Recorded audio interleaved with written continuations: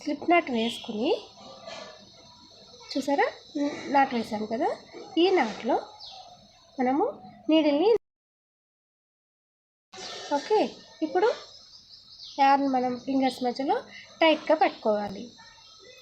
Okay. ఇప్పుడు ఈ loop ఉంది కదా, నీడిల్ మీదకి యార్న్ ఇలా చుట్టూ తిప్పాలన్నమాట. యార్న్ ఓవర్ అంటాం దీన్ని, యార్న్ ఓవర్ అంటాం. ఇలా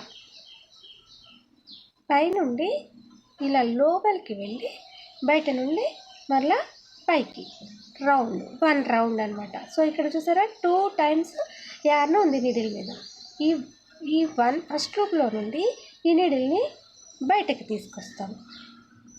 చూసారా బీ షేప్లో వస్తుంది, మళ్ళీ ఒకటి వచ్చింది. సో మళ్ళీ రౌండ్ తిప్పుతాం, యార్న్ ఓవర్ అన్న నీడిల్ లూప్లో నుండి బయటకు తీసాము. చూసారా ఇలా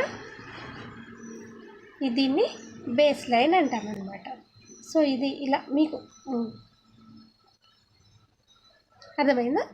ఇట్లా లూప్ చైన్స్ వేసుకుంటూ రావాలి. దీన్ని చైన్ స్టిచ్ అంటాం, క్రోచెట్ చైన్.